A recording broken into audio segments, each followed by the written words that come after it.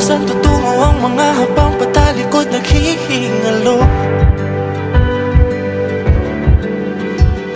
Ang lapis na ginamit sa kwento nating nautlot.